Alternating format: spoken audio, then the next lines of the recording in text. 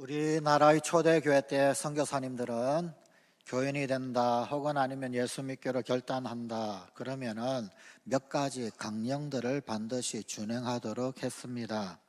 이것은 예수를 믿고 그리스도인이 될 때 반드시 결단하고 교회에 들어와야 하는 것이었습니다. 그 첫째는 성수주일 신앙입니다. 둘째는 우리 선조들에게 중독이 되어버렸던 그 구섭들을 다 끊어버리고 경건 생활을 하겠다라고 결단을 해야 했습니다. 그 구섭이다라고 하는 것은 조상제사 문제도 있지만 인박힌, 음주, 흡연, 또 혹은 아니면 도박 이런 것들을 다 끊어버려야 했습니다. 또 아내를 둘, 셋씩 이렇게 두는 축첩제도 이런 것들을 다 끊어버리고 경건 생활하겠다 이런 결단을 해야만 했습니다. 만약에 이런 경건의 결단이 없고 그리고 또 주일 성수를 지키지 못한다라고 한다면 그런 사람에게는 세례도 베풀지를 않았습니다. 혹 집사로 임명을 했다가 집사 직분을 거두기도 했습니다. 이후에 확인이 되고 난 이후 다시 재임명을 한 그런 교회의 기록도 있습니다. 셋째는 반드시 교인은 불신자에게 전도를 해야 하고 혹 가족들 가운데 혼자만 예수 믿는 경우에는 가족들에게 전도를 하도록 했습니다. 넷째는 농사를 짓든 장사를 하든 혹은 아니면 남의 집에 머슴을 살든 간에 소득의 11조를 반드시 봉헌하도록 했습니다. 이런 강령들을 지켜야만 교인으로 인정을 해 주었습니다. 그런데 오늘 우리에게 주신 하나님의 말씀에도 바로 이러한 언약들이 동일하게 나타나고 있습니다. 오늘 본문 바로 앞에 나오는 느헤미야서 9장의 말씀 가운데서는 하나님이 이스라엘에게 지속적으로 은혜를, 자비를, 긍휼을 베푸셨는데 그럼에도 불구하고 이스라엘 백성들은 지속적으로 하나님의 말씀에 불순종하고 또 범죄했다라고 하는 사실을 참회하는, 자복하는 그런 내용들이 먼저 소개가 됩니다. 그리고 난 이후에 지금 느헤미야와 예루살렘 성벽을 재건했던 이 공동체들은 이제부터는 결코 이런 불순종의 삶을 살지 않겠다라고 결단을 합니다. 그저 결단만 한 것이 아니라 그것을 문서로 기록을 하고 서명을 하고 도장을 찍어 임봉을 합니다. 그래하여서 오늘 본문이 있는 이 느헤미야 10장의 말씀에 넘어오게 되면 바로 그 약속하고 결단한 임봉한 자들, 그들의 그 문서에 서명한 사람들의 명단이 10장 1절부터 27절까지 총 84명의 대표자 이름으로 쭉 나열이 되고 있습니다. 느헤미야 10장 1절입니다. 그 임봉한 자는 하가랴의 아들 총독 느헤미야와 시드기야. 먼저 그 대표로 느헤미야 그리고 시드기야의 이름이 나옵니다. 아마도 이 시드기야는 부총독 정도 되는 사람 혹은 아니면 느헤미야의 비서실장 정도 되는 그런 사람이라고 여겨집니다. 그 이후에 2절부터 8절까지는 21명의 제사장들이 서명을 합니다. 그리고 9절부터 13절까지는 17명의 레위인 대표들이 서명한 명단들이 나옵니다. 그리고 14절부터 27절까지는 일반 백성들 가운데서 지도자들, 일반 백성들의 어떤 두령들 44명이 서명을 하고 있습니다. 도합 총 84명이 도장 찍고 임봉하며 서명하여 이렇게 하나님 섬기겠습니다 결단을 하고 있습니다. 바로 이러한 이스라엘 공동체의 결단을 느헤미야서 9장 38절은 이렇게 소개하고 있습니다. 우리가 이 모든 일로 말미암아 이제 견고한 언약을 세워 기록하고 우리의 방백들과 레위 사람들과 제사장들이 다 인봉하나이다 하였더라. 임봉했다. 여기 임봉이라고 하는 이 말이 히브리어로는 참 재미있는 표현입니다. 도장을 찍어 묶어 두었다라는 겁니다. 그저 도장 찍는 정도가 아니라 도장을 콱 찍고 난 다음에 묶었다. 뭘 묶었을까요? 오늘 본문 29절에는 이런 말씀이 있습니다. 다 그들의 형제 귀족들을 따라 저주로 맹세하기를 우리가 하나님의 종 모세를 통하여 주신 하나님의 율법을 따라 우리 주 여호와의 모든 계명과 규례와 율례를 지켜 행하되, 하나님의 계명 율례 지켜 행하는데 왜 이걸 저주로 또 맹세를 했을까요? 이 느헤미야 시대 때 임봉을 한다. 이 임봉할 때 진흙에다가 이름을 새깁니다. 그리고 이것을 불에 구우면 마치 도장처럼 그렇게 될 수 있지 않습니까? 그러면 그것을 도장을 전부 다 찍습니다. 한 사람이 아니라 여러 사람, 이 모든 사람들 그렇게 도장을 찍은 것, 그것들을 또 다시 진흙으로 다 모아서 진흙으로 묶습니다. 그 진흙으로 묶으면 이것이 또다시 마르게 되면 이것을 도장을 빼려고 하면, 이 가운데서 도장을 빼려고 하면 이 진흙이 깨트려져야만 합니다. 그와 마찬가지로 이 약속을 어길 시에, 이 언약을 지키지 않고 어길 시에는 진흙이 깨어지듯이 내가 깨어져도 좋습니다, 내가 죽어도 좋습니다 라고 하는 그런 의미입니다. 바로 그게 임봉하다 이 뜻입니다. 도장을 찍어서 묶어 놓다. 바로 이것이 오늘 본문 29절에 나오는 저주로 맹세하기. 이것 깨트리고 깨어지면 내가 깨어져도 좋다라는 이야기입니다. 구약시대 때 사람들은 하나님과 언약을 할 때 짐승을 잡았습니다. 짐승을 각을 뜹니다. 그리고는 그것을 둘로 쫙 나눕니다. 양이면 양, 소면 소. 그렇게 나누면 그 중간에 통로가 생기지요. 그리고는 그 길을 지나갑니다. 어떤 언약이냐면, 어떤 의미냐면, 내가 이 언약을 지키지 못하면 이 짐승이 둘로 쪼개어지듯이 내가 그렇게 쪼개어져도 좋습니다, 내가 죽어도 좋습니다 라고 하는 뜻입니다. 이것이 바로 본문 29절에 나오는 저주로 맹세하기입니다.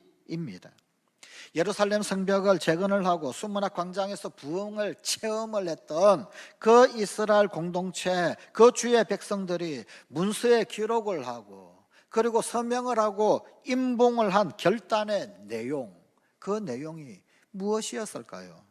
저주로 맹세까지 하면서 이제는 이렇게 살겠다고 결단을 했던 그 내용이 무엇입니까?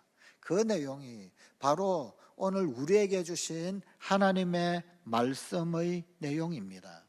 그 첫째는 신앙 전성을 지키겠다라는 결단입니다. 신앙 개성을 끊어지지 않게 하겠다라고 하는 인봉입니다. 본문 30절입니다. 우리의 딸들을 이 땅 백성에게 주지 아니하고 우리의 아들들을 위하여 그들의 딸들을 데려오지 아니하며 이방인들과 혼인하지 않겠다, 거룩한 가정 지키겠다, 신앙 공동체를 지키겠다라고 하는 그런 결단입니다. 그런데 이 말씀을 오해하면 안 됩니다. 이것을 기독교는 국제결혼을 하지 않는다, 국제결혼을 반대한다, 그런 뜻 아닙니다. 그렇게 생각하면 오해입니다.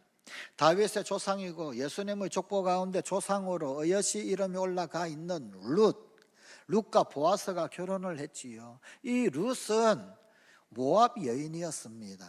이 룻과 보아스의 결혼은 성경상에 나타난 가장 긍정적 국제 결혼의 사례이기도 합니다. 예수님의 족보 가운데 또 다윗의 정주 할머니가 되는 그런 룻이 버젓이 그 성경에 이름을 올리고 있습니다. 그렇다라고 한다면 왜 느헤미야 시대 때 이 국제결혼, 이방인과 결혼하는 것을 금기사항으로 했을까요? 이유가 있습니다. 국제결혼을 통한, 이방인과의 결혼을 통한 무분별한 이방 문화의 영향을 경계하기 위해서입니다. 말라기서 2장 11절에는 이런 말씀이 있습니다. 유다는 여호와께서 사랑하시는 그 성결을 욕되게 하여 이방신의 딸과 결혼하였으니, 유대인들이 이방인과 혼인하고 결혼하는 것, 이것을 어떻게 해석을 했느냐면 이방신의 딸과 결혼했다, 이렇게 해석을 했습니다. 이것은 그저 단순히 이방인과의 결혼 혹은 단순한 국제 결혼의 그런 문제, 그것이 아니라 이방신을 믿는 사람과 결혼하는 것이다, 그래서 금지한다, 그런 것입니다. 다시 말하면 신앙의 문제다, 그런 말입니다. 삼손, 솔로몬, 북이스라엘의 아합 왕, 이런 사람들의 특징이 있습니다. 이방 여인과 결혼을 했어요. 그리고 그 결과가 끝이 좋지 못했습니다. 속된 말로 망했습니다. 느헤미야 시대 때도 포로로 살면서 이방인들과 통혼을 하고 결혼을 하는 그런 일들이 있었습니다. 그런데 이렇게 하다 보니까 문화가 음란해지는 거예요. 음란한 문화가 이 유다인 공동체에 마구 통용이 되고 마구 들어오게 된 것입니다. 물질 중심의 문화, 우상 숭배의 문화, 이런 것들이 횡행하게 되었습니다. 무엇보다도 이 이방 우상신을 섬기는 이 문화는 음란이 공공연하게 행해지는 그런 문화가 있었는데, 그런데 이것이 유대 공동체에도 고스란히 그것이 들어오더라는 겁니다. 하나님의 백성들이 생각하는 가정, 그리고 이방인들이 생각하는 가정은 좀 다릅니다. 이방인들은 출세하는 자리, 잘 먹고 잘 사는 자리가 가정이었습니다. 그러나 하나님의 백성들은 하나님께서 우리에게 주신 선민, 하나님께서 선택하셔서 믿음을 주셨고, 그리고 또한 복의 근원이 되게 하셨고, 이것들이 우리의 가계를 통하여서, 우리의 피, 우리의 혈통을 통하여서 내 자손에게까지도 이 축복의 통로가 계속해서 이어지는 것, 흘러가는 것, 이게 가정의 의미입니다.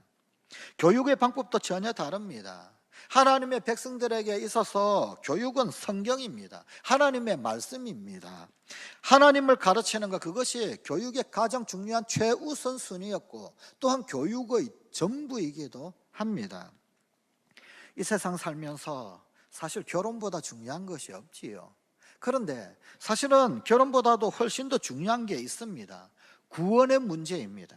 하나님의 자녀가 되고 거듭나고 천국 자녀 되고 영생을 얻게 되는 것, 이것은 이 세상 그 무엇과도 바꿀 수 없는 가장 존귀한 가치다라는 것, 바로 이것을 확인을 하고 결단을 하고 서명을 하고 임봉을 하고 그리고는 살아야 한다라는 것입니다.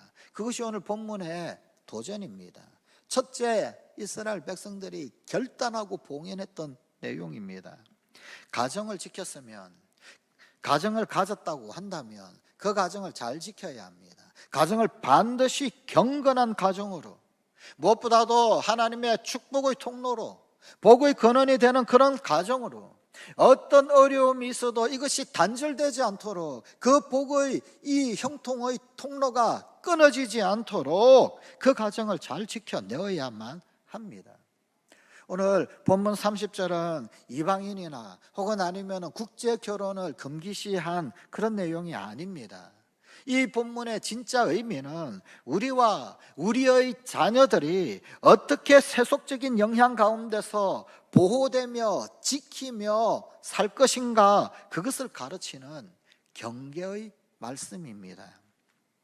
하나님의 백성인 성도가 이 땅 가운데서 살아가면서 믿지 않는 사람들, 불신자들과 접촉하지 않고 홀로 살아갈 수 있는 것, 그런 것 없습니다. 만약 그렇게 살고 싶으면 저 깊은 산속에 들어가서 그렇게 살아야 되겠지요. 우리는 불신자들 혹은 믿지 않는 사람들과 교류하며 살 수밖에 없습니다. 그러나 우리에게 죄된 영향, 악 영향을 끼칠 수 있는 그런 이웃들과는 분명한 어떤 경계선을 가져야만 할 그런 필요가 있습니다. 우리가 세상과 똑같아라고 한다면 우리는 세상을 향하여 아무 이야기도 할 수 없을 것입니다. 우리가 세상과 다른 그 어떤 모습이 있을 그때 비로소 우리는 세상을 책망할 수 있기 때문입니다. 둘째는 하나님의 안식을 지키겠다라고 하는 맹세 서약입니다. 본문 31절입니다.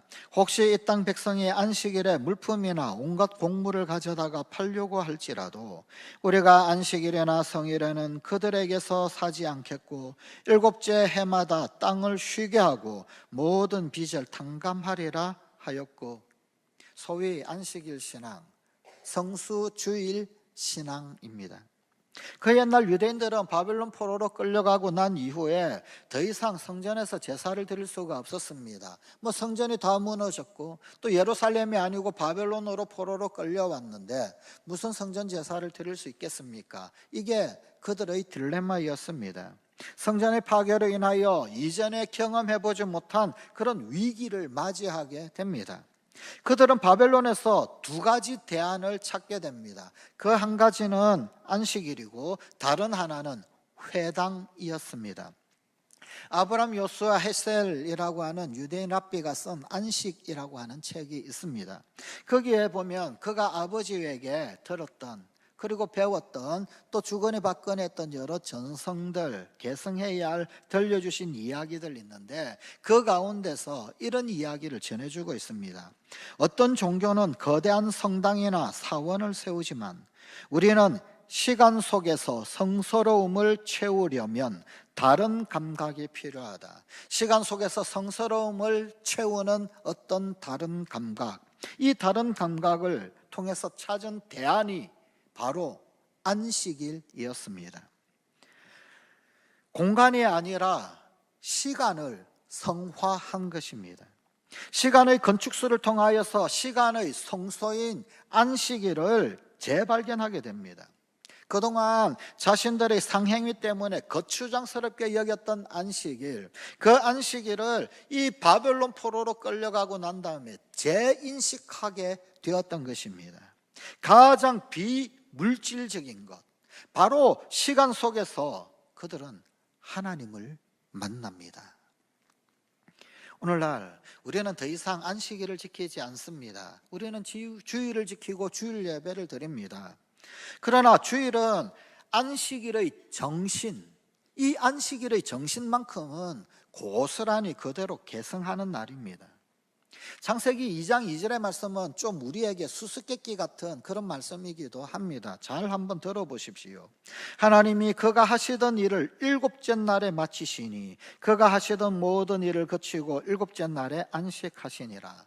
하나님이 하시던 모든 일을 일곱째 날에 마쳤다. 그리고 일곱째 날에 안식하셨다. 혹시 이상한 점을 발견하셨습니까?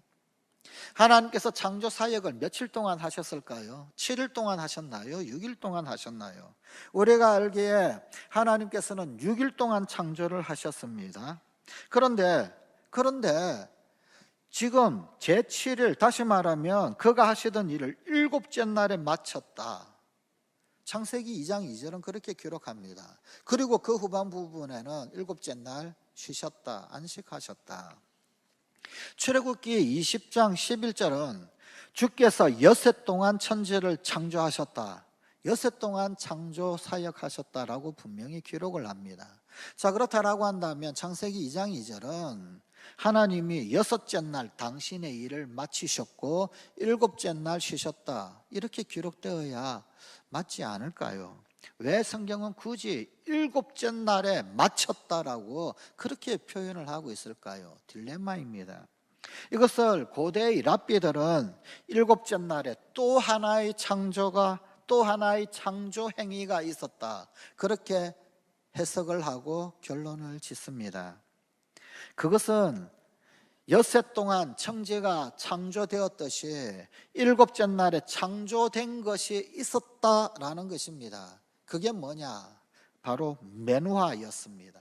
메누하라고 하는 것은 안식, 쉼, 휴식이라는 뜻입니다.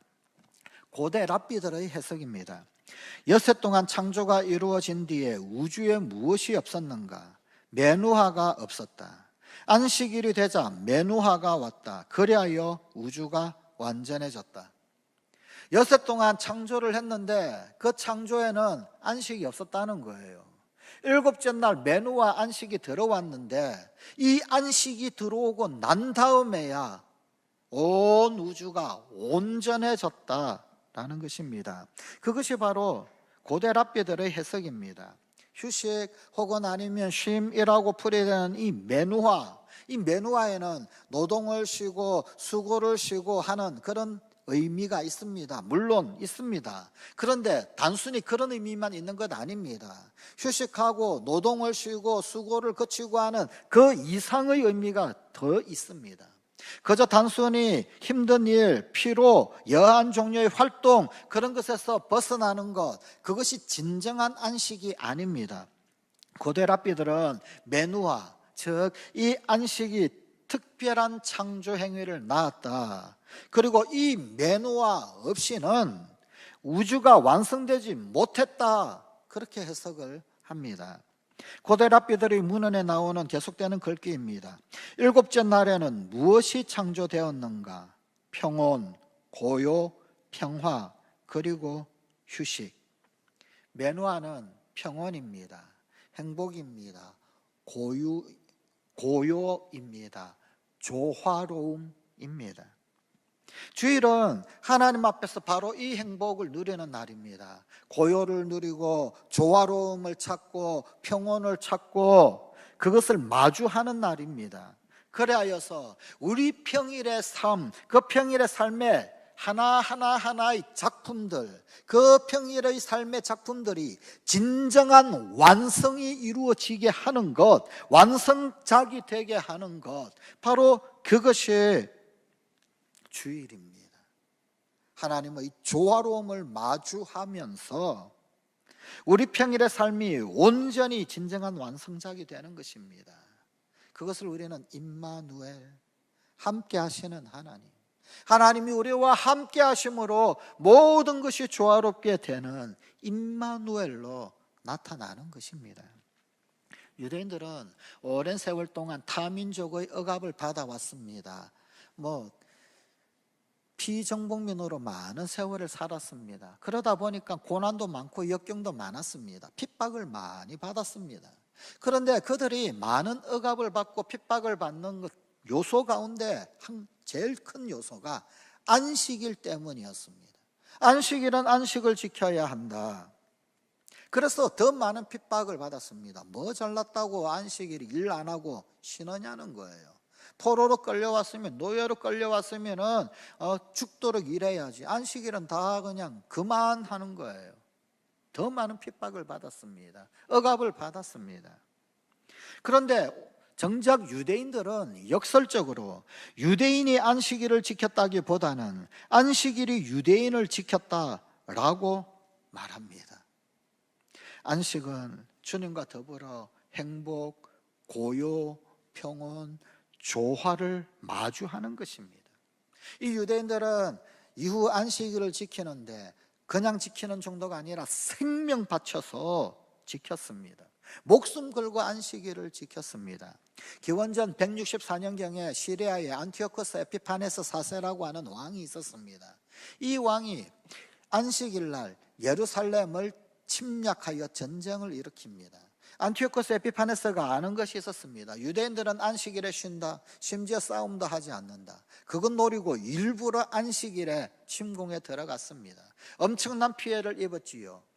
유대 군사 1000명이 창 들지 못하고 칼 들지 못하고 1000명의 유대 군사가 그 자리에서 희생을 당했습니다. 목숨을 내어줍니다.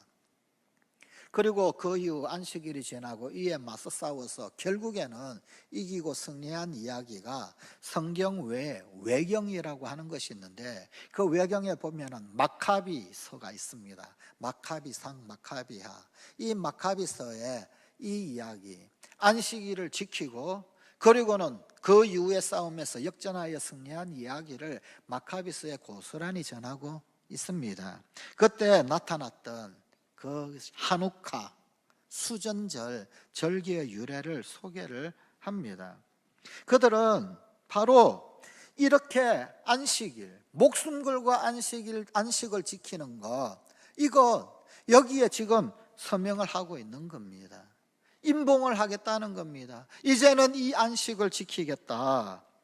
하나님 앞에 서는 그날까지 주일 성수하겠습니다. 내가 주일 예배 지킵니다. 내가 주일 예배 지키면 하나님이 나를 지키고 하나님이 우리 가정을 지켜주신다. 그것 굳게 믿고 서명하고 임봉하고 있는 것입니다. 꽤 오래되었습니다. 벌써 40년도 더 된 것 같습니다. 1970년대 후반 부분에 미국의 대통령이었던 지미 카터 대통령이 방한을 했었지요. 국가 정상끼리 회담을 하고 그러했었습니다. 그런데 그때 일요일, 주일에는 대통령님 어떤 스케줄을 잡을까요? 그랬더니 주일에는 이미 저의 스케줄이 있습니다. 주일에 저의 스케줄은 예배하는 것이 제 스케줄입니다. 뭐 그러는 거예요. 그래서 이 한국에 와서도 예배를 합니다. 그는 침례교회 교인이었습니다. 그래서 소개를 받았습니다. 침례교회 가고 싶은데 어떤 교회를 갈까? 그래서 가까운 여의도 침례교회를 소개를 받았습니다. 여의도 침례교회 가서 주일날 이 지미 카터 대통령이 모든 일반 회중들과 함께 예배를 드렸어요. 이것이 방송에 나왔습니다. 대한민국 전체 전 뉴스가 전부 다 퍼져나갔습니다. 이 일 때문에 소위 속된 말로 일약 뜬 교회가 있습니다. 일약 스타덤에 오른 교회, 여의도 침례교회가 속된 말로 떠버렸습니다. 대한민국 전체가 여의도 침례교회를 알게 되었어요. 여의도 침례교회가 대한민국에만 알려졌을까요? 미국 대통령의 행보는 전 세계 전부 다 알려지게 되었습니다. 호텔에서 조창기도회 인도하던 미국 목사님 모시고 조촐하게 예배드리면 되잖아요. 경호원들에게도 훨씬 편리하고 안전하고 그럴 겁니다. 여의도 침례교회 굳이 참여하면 경호원들이 얼마나 부산스럽겠습니까? 얼마나 힘들겠습니까? 또 의전 행사 뭐 이런 것들 얼마나 복잡하겠습니까? 그런데 그날 지미 카터 대통령은 대한민국 전체의 모든 한국 사람들을 향하여 전도를 했습니다. 뉴스를 통하여 방송을 통하여 미국의 대통령 지미 카터 대통령이 여의도 침례교회에서 예배를 드린다. 그 한 시간으로 우리나라 모든 국민에게 전도를 했습니다. 우리나라 국민들에게만 했습니까? 전 세계를 향하여서 그렇게 전도를 한 거지요. 미국이라고 하는 나라 참 좋은 나라이긴 합니다. 그런데 그렇게 부를 것도 없는 것 같습니다. 우리나라 대한민국 참 좋은 나라입니다. 별로 그렇게 크게 부러운 것 없어요. 그런데 딱 한 가지 좀 부러운 게 있기는 합니다. 미국의 초대 대통령이었던 조지 워싱턴, 영국에서 독립하기 위하여 독립전쟁을 하는 그때 주일에는 그가 단 한 차례도 예배 빠진 적이 없다고 그렇게 고백을 합니다. 에이브람 링컨 역시 마찬가지 남북전쟁을 했었지요. 그러나 그 전쟁 중에서도 군인들로 하여금 주일에는 교회에서 예배드리고 또 본인도 전쟁을 멈추고 예배를 했습니다. 우드로 윌슨 대통령 세계 제1차 대전 중에서도 전쟁 중에 있는 군인들에게도 주일에는 예배 드리도록 권면을 했습니다. 제임스 에브람 가필드 대통령, 그는 주일에는 보좌관들, 경호원들 혹은 아니면은 운전기사 아무도 부르지 않았어요. 뭘 했습니까? 자기가 섬기는 교회, 다 자기 교회 나가서 예배하라라고 했습니다. 프랭클린 루즈벨트 대통령은 이런 말을 남겼습니다. 나에게 가장 중요한 날은 주일이다. 내게 가장 중요한 일정은 주일 예배다. 그렇게 고백을 했습니다. 그 외에도 많은 대통령들이 주일에는 취미생활까지 멈추고 그리고 성수주일하는 그런 대통령들이 꽤 많았습니다. 물론 근래에 들어서는 좀 줄기는 했지만 미국이라고 하는 나라, 우리나라가 어떤 면에서는 훨씬 더 좋은 나라인 것 같습니다. 그렇게 크게 부럽지 않습니다. 그런데 이거는 부럽습니다. 어떻게 이 나라가 아직까지도 그러할까? 사실은 그 속을 속속들이 파헤쳐 보면은 정말로 썩고 부패한 것들이 한둘이 아닌데, 정말로 왜곡되고 비뚤어진 것들이 한둘이 아닌데 어떻게 아직까지도 그렇게 건재할까? 어쩌면 이런 신앙이 그 나라의 뿌리를 이루고 있으니 때론 얄밉기도 하지만 그러나 그래서 하나님의 사랑을 받는 것 혹 아닐까? 그런 이유가 여기에 있지 않을까? 그런 생각이 들기도 합니다. 그리고 세 번째는 하나님의 사역을 힘써 지원하겠다. 하나님 전에서의 그 사역이 중단되지 않게 하겠다라고 하는 결단이요 인봉이었습니다. 본문 32절부터 39절까지 그 내용이 나옵니다. 그런데 32절부터 39절까지 유독 반복되이 많이 나오는 두 개의 단어가 있습니다. 그 하나는 하나님의 전이라는 단어입니다. 32절 하나님의 전을 위하여 쓰게 하되 33절 하나님의 전의 모든 일을 위하여 쓰게 하였고 35절 여호와의 전에 드리기로 하였고 39절 우리가 우리 하나님의 전을 버리지 아니하리라. 그리고 나머지 또 다른 하나의 단어는 11조라고 하는 단어입니다. 35절 첫 열매를, 36절 처음 난 것, 37절 처음 익은 11조를, 산물의 11조를, 38절 11조를. 그런데 하나님의 전과 이 11조가 도대체 무슨 상관이 있을까요? 구약시대 하나님의 성전은 하나님 사역의 핵심적인 주체였습니다. 하나님이 일하신다라고 하는 것, 그것은 다 성전을 통하여서 이루어진 일들이었습니다. 그런데 느헤미야 당시에 바벨론 포로에서 이 약속의 땅으로 돌아온 이스라엘 백성들, 그들이 성전을 지었습니다. 성벽을 재건을 했습니다. 그런데 생활이 어렵다라고 하는 구실로 11조를 등한히 했습니다. 그랬더니 기껏 지었던 성전 관리가 엉망진창이 되었습니다. 다시는 무너지지 말자라고 하면서, 수치를 당하지 말자라고 하면서 성벽을 재건을 하고, 성벽 재건하여서 성전을 잘 유지가 될 수 있도록 하려고 했는데, 그런데 그 성전이 또 거미줄 쳐지게 되었던 것입니다. 그래서 레위인들 또 제사장들, 그들은 경제적 지원을 받지 못하므로 이 성전을 떠나버리는 그런 일마저 발생하게 되었었습니다. 그런데 이제 주의 백성들이 부흥을 체험을 하자마자 그들이 제일 먼저 결심한 것이 이 주의 전을 위한 11조의 실천이었던 것입니다. 오늘 보면 35절입니다. 해마다 우리 토지 소산의 만물과 각종 과목의 첫 열매를 여호와의 전에 드리기로 하였고, 이것은 삶의 여유가 있어서 삶의 여유가 생기면 그렇게 하겠다라고 하는 것이 아닙니다. 첫 열매, 토지 소산의 만물. 무슨 말이냐면 이후에 소출이 더 많을지 풍년이 될지 흉년이 될지 몰라요. 그거는 차지하고 처음껏 먼저 드리겠다는 겁니다. 이것은 우선순위를 말하는 것입니다. 하나님의 전에 드리는 이 11조에 대하여 우선순위를 부여를 하고 그렇게 하겠다라는 겁니다. 그것은 최대의 헌신이 아니라 최소한의 헌신으로 반드시 이렇게 해야 한다, 그렇게 이해했더라라고 하는 것입니다. 사실 11조 혹은 아니면은 이런 어떤 봉헌에 관한 그런 말씀 나오면 괴롭습니다. 준비하다가도, 설교 준비하다가도 교인들 싫어하겠네. 우리 교회 유튜브 예배 보면은요, 꼭 그냥 이쪽에 좋아요에 안 좋아요 누르는 한 사람이 있어요. 꼭. 또 안 좋아요 클릭 또 나오겠네. 사실 11조니 혹은 아니면 물질이니 이런 말씀 들으면 참 부담스럽지요. 그러나 사실상 구약시대의 정상적인 믿음 생활을 하던 이스라엘 백성들, 여러분 그들이 드렸던 모든 11조가 어느 정도 된다고 생각을 하십니까? 10분의 1에서 10%라고 생각하시나요? 아닙니다. 사실은 구약의 11조는 세 종류가 있었습니다. 하나는 레위인과 제사장들을 위한 것, 다른 하나는 성전의 모든 사역들, 하나님의 모든 사역을 감당하기 위한 11조, 다음에 또 하나가 더 있었어요. 고아와 과부와 나그네를 위한 11조가 있었습니다. 세 종류의 11조가 있었습니다. 나그네를 위한, 고아를 위한, 다시 말하면 구제를 위한 11조는 사실은 3년에 한 번씩 했습니다.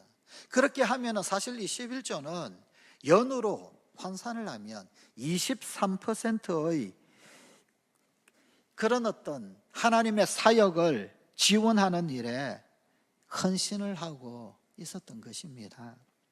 성관가족 여러분, 주님께 더 많이 드릴 수 있음이 기쁨이 아닌가요? 여러분, 안 벌고 안 드리기를 원하십니까? 많이 벌고 많이 드리기를 원하십니까? 성경은 곳곳에서 하나님과 물질을 겸하여 섬길 수 없다라고 말씀합니다. 물질이라고 하는 이것은 우리의 삶의 진정한 주인의 자리를 놓고 끊임없이 하나님과 경쟁하는 아주 강력한 힘이 있습니다. 모든 죄악의 배후에도 가만히 보면 이 물질이 있습니다. 오죽하면 성경이 탐욕은 우상숭배라고 그렇게 경고까지 하고 있겠습니까? 성경에 예수님께서 여러 말씀을 하셨지요. 기도에 대한 교훈의 말씀 참 많이 하셨습니다. 어느 정도 하셨을까요? 기도에 대한 교훈의 구절이 약 한 500구절 나옵니다. 사랑이라고 하는 구절 579절이 나옵니다. 믿음이라고 하는 구절은 얼마나 나올까요? 272구절이 나옵니다. 생각보다 좀 적죠? 그런데 물질에 관한 교훈이 나오는 구절은 어느 정도 될까요? 259절 될까요? 2379절이 나옵니다. 그만큼 물질은 하나님을 거스르게 하는 아주 강력한 그런 경쟁 상대입니다. 돈은 비록 물질이지만 그런데 거기에 영적 의미가 있더라는 거예요. 영적 의미가. 네가 하나님의 자녀가 되었느냐? 그러면은 너의 인생 주관하는 주인이 도대체 누구냐? 그 질문에 답하라는 겁니다. 이 세상도 아니고 물질도 아니고 내 인생의 진정한 주인은 하나님이시다 라고 하는 고백, 그 고백을 하는 기준이 되는 것, 그게 바로 물질이더라는 겁니다. 지금 본문의 이 이스라엘 공동체들은 하나님의 몸된 교회를 유약하게 만들지 않겠습니다. 소홀하게 숨기지 않겠습니다. 이 세상의 조롱거리가 되도록 내버려 두지 않겠습니다. 우리가 몸을 다하고 마음을 다하고 시간을 다하고 물질을 다하고 은사를 들여서 항상 주의 몸된 전이 부흥의 불꽃이 타오도록 하겠습니다. 지금 그 결단을 하고 있는 겁니다. 그러면서 서명하고 임봉을 하고 있는 것입니다. 오늘 우리에게 주신 이 하나님의 말씀 가운데서 느헤미야와 백성들이 회개하고 하나님 앞에 함께 결단을 하고 서명한, 임봉한 그 내용들은 사실은 어쩌면 참 단순하고 당연한 그런 내용들입니다. 내가 하나님으로부터 복의 근원되는 가문, 믿음의 가문 되었으면 내 대해서 이 믿음 끊어지지 않겠습니다. 반드시 자녀들에게 이 믿음 계승하고 전승하겠습니다. 축복의 통로가 단절되지 않게 하겠습니다. 복의 근원이 끊어지지 않게 하겠습니다. 그런 결단입니다. 하나님, 우리가 하나님 앞에 예배를 지키면 하나님이 우리 지켜주실 줄 믿습니다. 다시는 예배가 중단되지 않게 하겠습니다. 하나님 앞에 안식하는 것, 하나님 만나는 것, 기도하는 것, 말씀 듣는 것 타협하지 않겠습니다. 지금 그리고는 도장 꼭 찍고 임봉하는 것입니다. 하나님 앞에 봉헌의 헌신을 게으르게 하지 않겠습니다. 그런 결단을 하고 있습니다. 이런 신앙의 기본입니다. 그런데 우리의 진짜 수준은 기본에 달려 있지요. 우리의 진정한 수준은 사실은 그 기본에 달려 있지 않습니까? 기본이 진정한 실력입니다. 이것이 흔들리면 우리 집안의 기본이 흔들리는 것이고, 우리 신앙이 흔들흔들거리는 것이고, 우리 공동체가 흔들흔들거리는 것이고, 나라와 백성, 이 민족 공동체가 흔들흔들거리게 되는 것이다. 그 위기감 가지고 임봉을 하고 하나님 앞에 결단하고 있는 것입니다. 이것이 무너지면 우리 가문의 신앙이 다 무너지는 것입니다. 결단해야 합니다. 우리도 이것 깨어지면 내가 깨어지겠습니다. 그런 결단으로 함께 임봉해야 합니다. 결단하고 도장 찍고 살자. 이것 지키겠다고 오늘 결단해라. 네가 결단하면 내가 도와주마. 주님의 말씀입니다. 기도하십시다. 하나님, 주님 앞에 거룩한 결단하고 임봉할 줄 아는, 그리하여 세상이 주는 복이 아니라 하나님 부어주시는 복록으로 살아가는 우리 성관 가족들이 되게 하여 주시옵소서. 예수님 이름으로 기도드리옵나이다. 아멘.